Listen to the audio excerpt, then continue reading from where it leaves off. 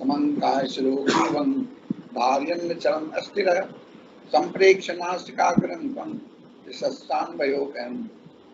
के मस्तक और ग्रीवा या गले को सीधा निश्चल करके धारण करते हुए अस्थिर होकर अपने नासिका के अग्रभाग को देखते देखते और दिशाओं को न देखते हुए अवस्थान करो।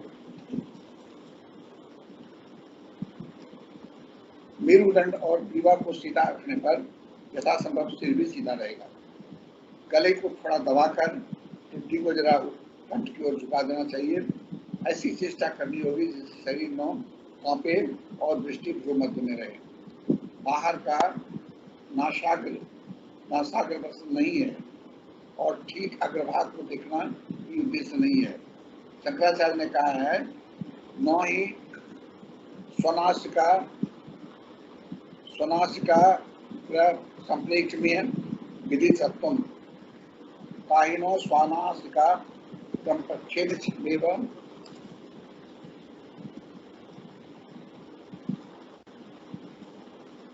चेत लिखित मनस्पय न समाधीयते न रहती। नासिकाग्र में दृष्टि रखने से मन नासिकाग्र में समाहित हो जाएगा। इससे विपरीत फल भी हो सकता है। अतएव आत्मा में ही हम समाहित करना होगा। आंखें मूंद कर मन को आज्ञा चक्र में रखने से भी होता है, अथवा अर्ध निमिषलिप से मन ही मन कूटस्थ का चिंतन करने पर चाक्षु पोषित शून्य भाव में अवस्थान करती है। इससे लय विक्षेप भी कम हो जाता है। लय विक्षेप रहित चित्त आत्मा में डूब जाता है और प्रकृत ज्ञान तभी उदय होता है। प्रशांतात्मा विगत फिर ब्रह्मचारी व्रते स्थित है मन संयम्य मत चित्तो युक्त आशीत मत कर। प्रशांत चित्त भय रहित ब्रह्मचारी व्रत में अवस्थित होकर अर्थात ब्रह्मचर्य में अवलंबन पूर्वक मन संयम मन को संयत करके मदगत चित्त होकर मतप्रायण होकर समाहित हो जाए।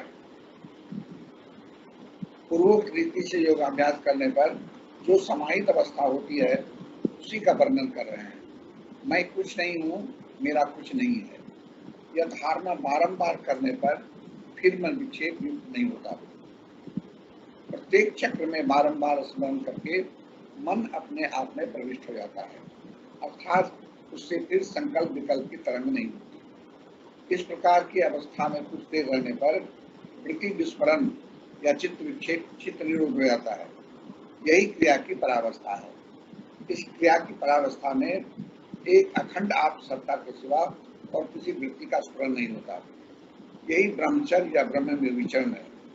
मन का यह शांताकार भाव आने पर साधक निर्भय हो जाता है, अर्थात तब उसको दूसरी वस्तु में मनोयोग नहीं होता। सर्वं ब्रह्ममय जगत हो जाता है। इसे ही युक्तावस्था या समाधि की अवस्था कहते हैं। जिस आत्मा को सत बाह्य चेष्टाओं से हम नहीं प्राप्त कर सकते,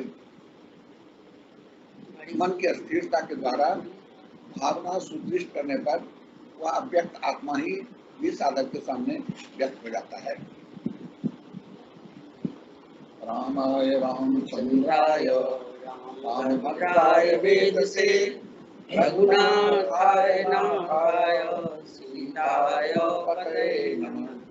आराम कल्पवृक्षाणां राम सकलापदां अभिरामस्य लोकानां राममेरं तां चक्रे रामायणं चक्रं येन रामकथारसं समाहित परार्थं वाल्मीकिं मधुपं भजे। स्मरन्तं राम रामेति तरन्तं भवसागरं चरन्तं अमृतारण्ये त्वं नमामि कपीश्वरम्। अरुण नयन उर्बाहु विशाला नील जलज तनु श्याम तमाला।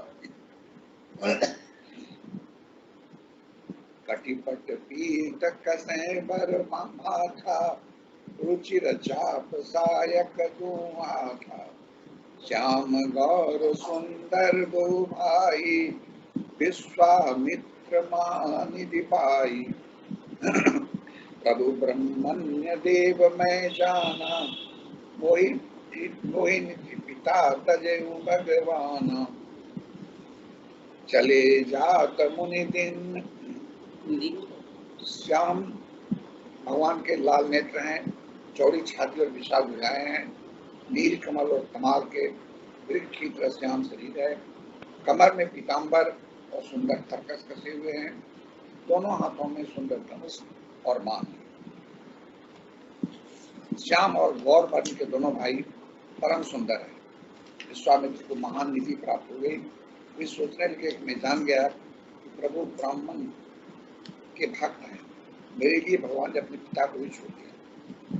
चले जात मुनि दिन दिखाई, सुनी ताड़ का क्रोध करी धाई, एक ही बाण प्राण हरि लेना, दीन जानते निज पद दिन्ना। मार्ग में चलते जाते मुनि ने ताड़का को दिखलाया। शब्द सुनते ही वह क्रोध करके दौड़ी। श्री राम जी ने एक ही बाण से उसके प्राण हर लिए और दीन जानकर उसको अपना दिव्य स्वरूप दिया। तब ऋषि निज नाथ जिय छिन्नी, विद्या निधि कहूं विद्या दिन्नी, जाते लागन छुदा पियासा, अतुलित बल तनु तेज प्रकाशा। तब ऋषि विश्वामित्र ने प्रभु को मन में विद्या का भंडार समझते हुए भी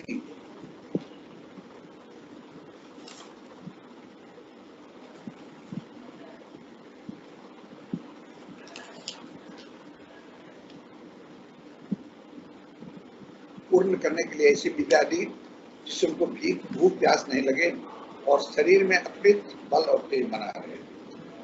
आयुध सर्वर्पिके प्रभु निज आश्रम जान, कंदमूल फल भोजन दिन भगत इंतजाम।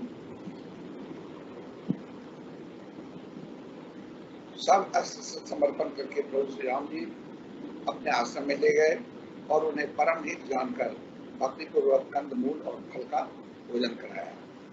प्रात कहा मुनि मन रघुराई, निर्भय यज्ञ करम तुम जाई, होम करन लागे मुनि झारी, आप रहे मख की रखवारी। सवेरे श्री रघुनाथ जी मुनि से कहा, आप जाकर निडर होकर यज्ञ कीजिए। यह सुनकर सब मुनि हवन करने लगे। राम जी यज्ञ की रखवाली कर रहे थे। सुनि मारीच निशाचर कोई, लय सहाय धावा मुनि कोई, बिनु कर बान राम ते मारा, जो जन गा सागर पारा। यह समाचार सुनकर मुनियों का शत्रु क्रोधी राक्षस मारीच अपने सहायकों को लेकर दौड़ा। श्री राम जी ने बिना फल वाला बाण उनको मारा, जिससे वह 100 योजन के विस्तार वाले समुद्र के पार जा गिरा। पावक सर सुबाहु पुनिता मारा, अनुज निशाचर खटक समारा, मारी असुर विजय निर्भयकारी, स्तुति करहि देव मुनि धारी। फिर सुबाहु को अग्निबाण मारा। उधर छोटे भाई लक्ष्मण जी ने राक्षसों की सेना का संहार कर डाला। इस समय राम जी ने राक्षसों को मारकर ब्राह्मणों को निर्भय कर दिया। तब सारे देवता और मुनि स्तुति करने लगे। तहाँ पुनि कछुक दिवस रघुराया, रहे किन्न विप्रन पर दाया, भगति हेतु बहु कथा पुराना, कहे विप्र यद्यपि प्रभु जाना। श्री रघुनाथ जी वहाँ कुछ दिन और रहकर ब्राह्मणों का त्याग की। भक्ति के कारण ब्राह्मणों ने उन्हें पुराणों की बहुत सी कथाएं कही, यद्यपि प्रभु सब पहले से जानते थे। तब पुनि सागर कहा बुझाई, चरित एक प्रभु देखी हराई, धनुष यज्ञ सुनि रघुकुल नाथा, हरस चले मुनि बर के साथा। उसके बाद मुनि ने आदर पूर्वक समझाया, कहा हे प्रभु चलकर एक चरित्र देखिए। रघुकुल के स्वामी श्री रामचंद्र जी धनुष यज्ञ सुनकर मुनि श्रेष्ठ विश्वामित्र के साथ प्रसन्न होकर चले। आश्रम में एक दीक मगमाई खग मृग जीव जंतु दानम पूजा मुनि शिला पूछा मुनि शिला प्रभु देखी सकल कथा मुनि कहा विशेषी। मार्ग में एक आश्रम दिखाई पड़ा, वहां पशु पक्षी कोई भी जीव जंतु नहीं था। पत्थर की शिला को देखकर प्रभु ने पूछा, तब मुनि ने विस्तार पूर्वक कथा सुनाई। गौतम नारी श्राप बस उपल देह धरित्री चरण कमल रज चाहती कृपा करम रघुवीर।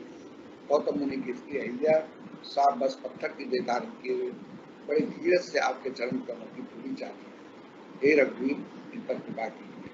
सियावर रामचंद्र की जय, पवन सुत हनुमान की जय, उमापति महादेव की जय।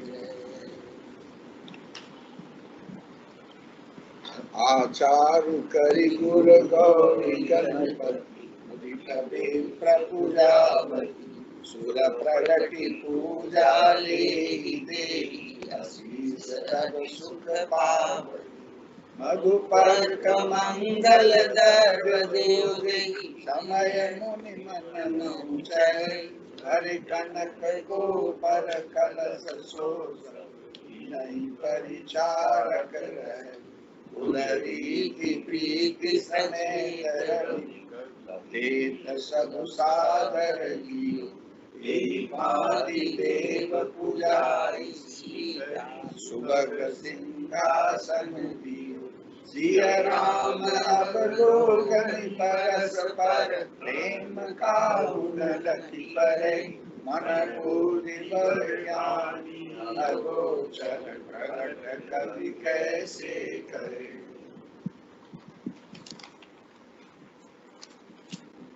नित्य कृत्य का 55 नंबर निकाल लीजिए। नित्य कृत्य किताब का 55 नंबर निकाल लीजिए। श्वेतांबरं श्वेत विलेपयुक्तं मुक्ता फलाभूषित दिव्यमूर्तिं मामांगपीठं स्थित दिव्य शक्तिं मंदस्मितं पूर्णकृपाभिधानम् आनन्दमानन्दकरं प्रसन्नं सच्चित् सुखविष्टवरप्रदानं योगीन्द्रनित्यं भवरोगवैद्यं श्रीमत्परं ब्रह्मगुरुं नमामि। श्री कृष्ण गोविंद हरे मुरारे हे राम नारायण वासुदेव। श्री गुरु चैतन्य हे आत्मदेव हे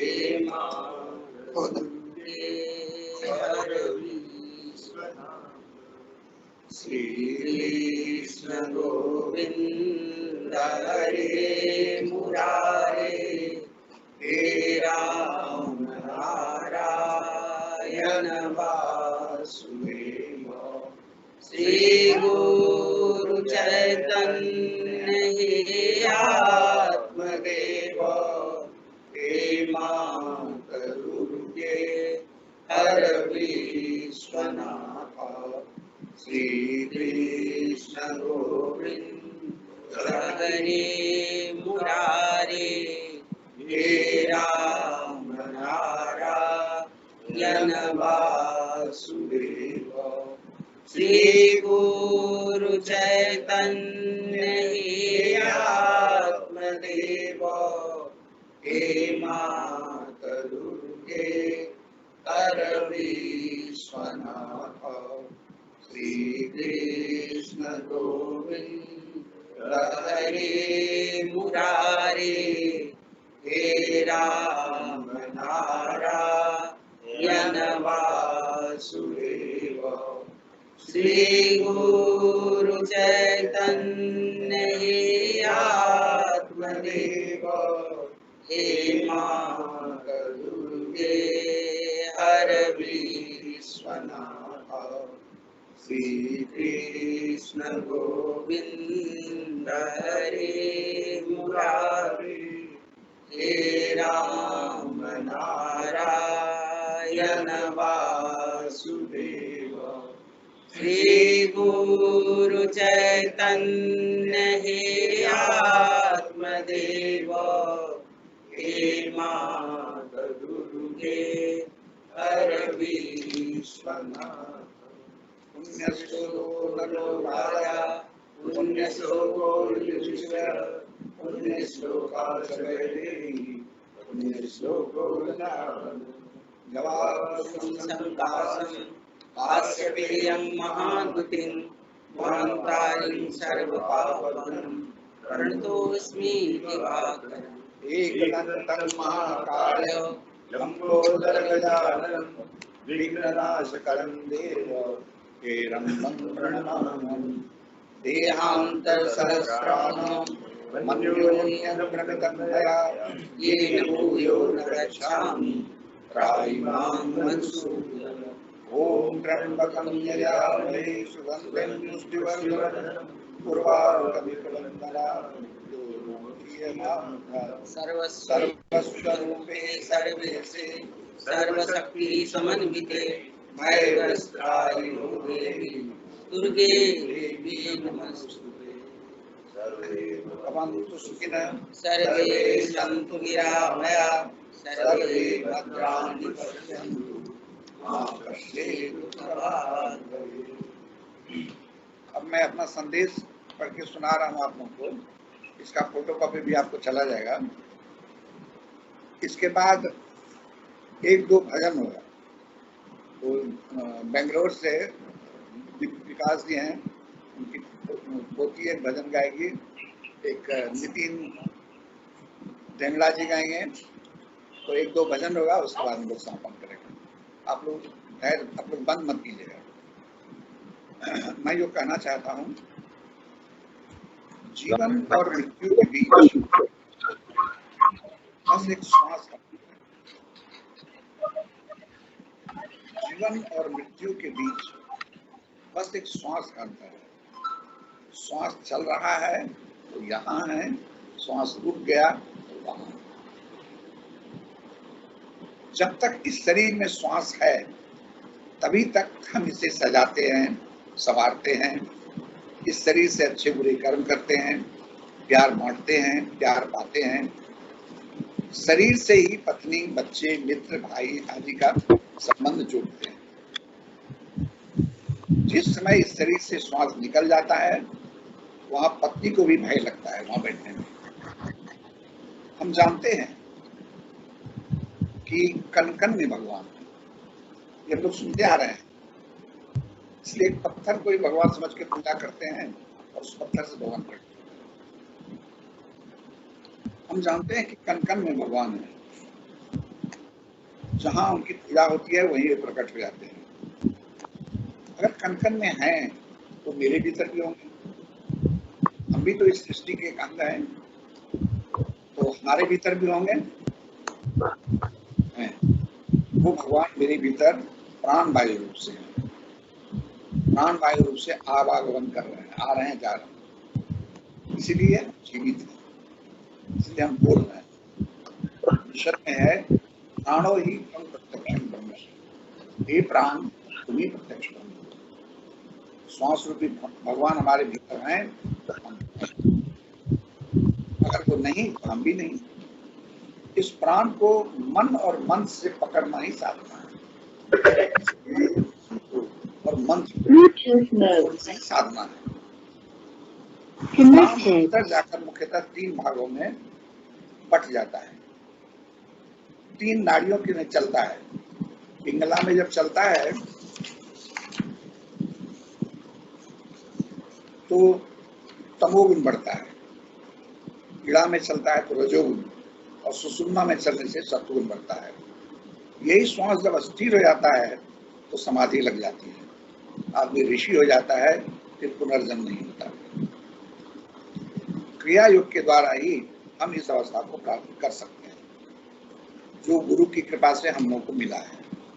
हम लोग साधन ठीक से नहीं कर पाते हैं, इसी से इसका फल भी नहीं मिलता है। साधन ठीक से हो इसके लिए क्या करना होगा? सबसे पहला रेगुलरिटी, हम रोज साधन करें, एक दिन भी नहीं छूटे। अगर रोज हम साधन करेंगे तो साधन का फल हमको जरूर मिलेगा। पंक्चुअलिटी, एक निश्चित समय पर साधन करें, समय पर थोड़ा साधन भी कर्म से।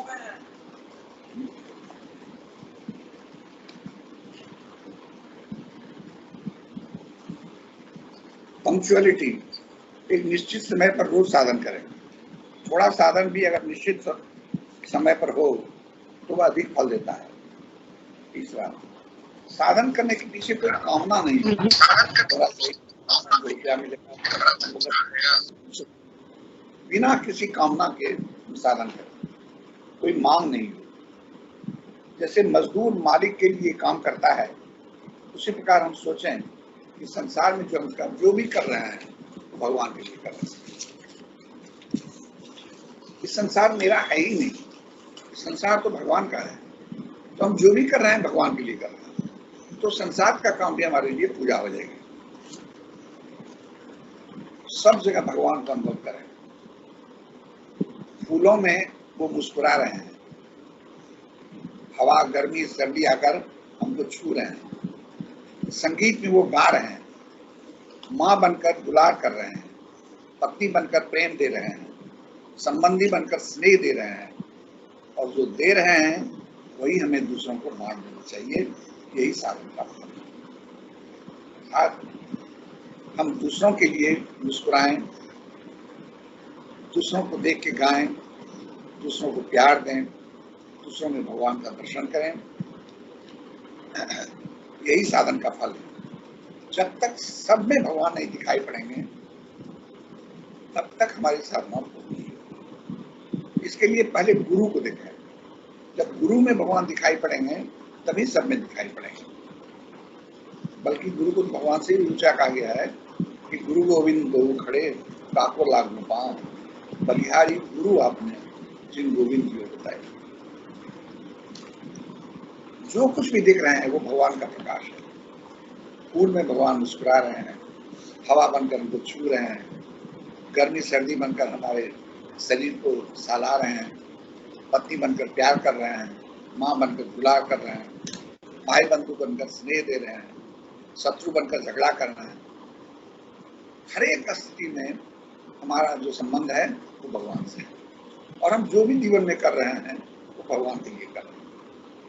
मेरा नहीं यहाँ कोई घर है न काम है, जो काम है उनका है, हम उनके लिए कर रहे हैं।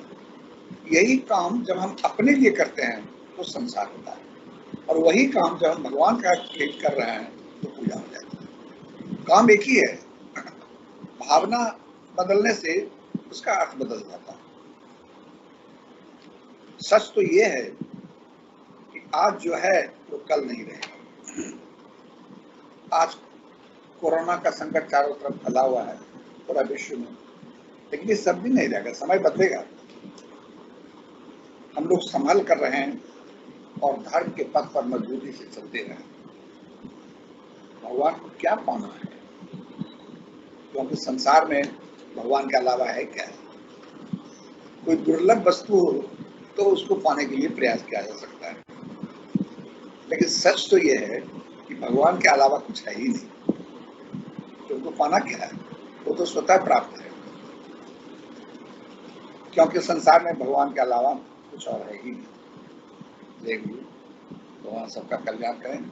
एक दो भजन हो रहा है, उसके बाद उसको बोलो ना डॉक्टर साहब कि बोले उसको गाने के लिए।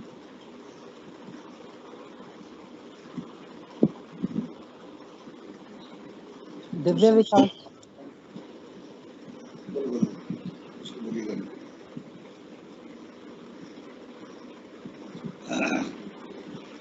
वो सड़ने घबराने की बात नहीं है। हम लोग इसी तरह रोज हर एक संडे को साधन क्या करेंगे।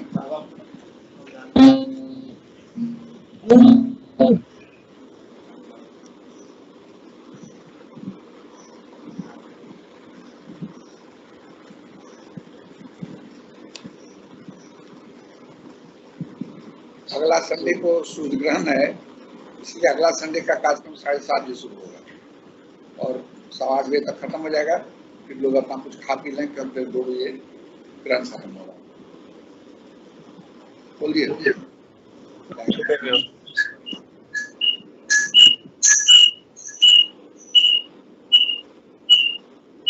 एक दो भजन हो जाए।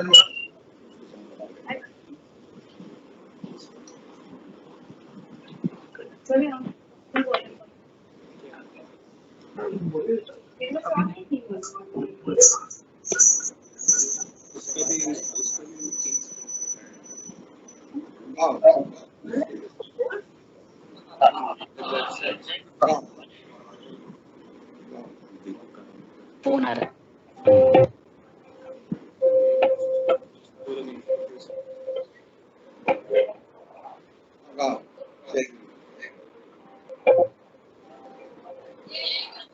जय गुरु, जय गुरु। अभी रुको, एक दो भजन हो जाएगा, उसके बाद जाना।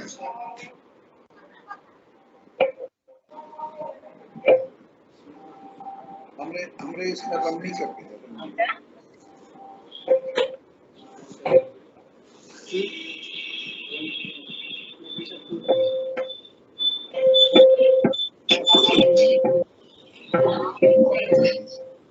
सुलभ विकास नाम से अभी भजन गाएगी स्वामी। आप सुलभ विकास को म्यूट मत करिएगा। शुरू करो।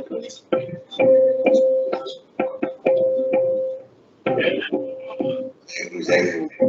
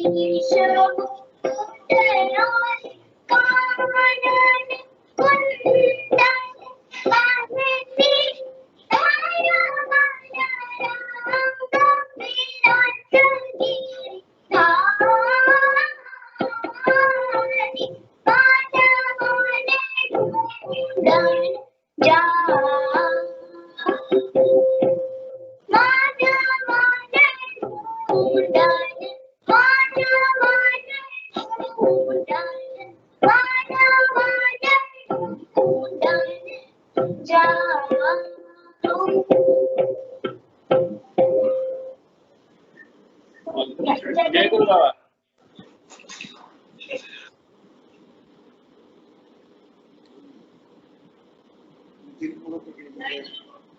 बाबा हम गए, नितिन बोल रहे हैं। हाँ नितिन भैया, हाँ। आप गए। नितिन, मुझे किसने मोहब्बत से सत्संग में बुलाया है, मुझे किसने मोहब्बत से सत्संग में बुलाया है, ये किसका निमंत्रण है, ये किसका इशारा है, मुझे किसने मोहब्बत से सत्संग में बुलाया है। नित अमृत वेले में मुझे कौन जगाता है, मीठे संकेतों से मुझे कौन उठाता है, मुझे किसने सजाया है, मुझे किसने सवारा है, मुझे किसने सजाया है, मुझे किसने सवारा है, ये किसका निमंत्रण है, ये किसका इशारा है, मैं कौन हूँ क्यों आया मुझे कौन बताता है, मेरा ही आत्म रूप मुझे कौन दिखाता है दुनिया के तापों से, मुझे किसने बचाया है दुनिया के तापों से, मुझे किसने बचाया है, ये किसका निमंत्रण है, ये किसका इशारा है, मुझे किसने मोहब्बत से सत्संग में बुलाया है, ये कैसा कर्षण है, ये कैसा रिश्ता है, सत्संग के झूले में मेरे कौन झुलाता है, ये गुरु का कर्षण है, ये गुरु का इशारा है, ये गुरु का कर्षण है, ये गुरु का इशारा है, मुझे गुरु ने सवारा है, मुझे गुरु ने सजाया है दुनिया के तापों से, मुझे गुरु ने बचाया है, मुझे गुरु ने मोहब्बत से सत्संग में बुलाया है, ये गुरु का निमंत्रण है, ये गुरु का इशारा है। जय गुरु।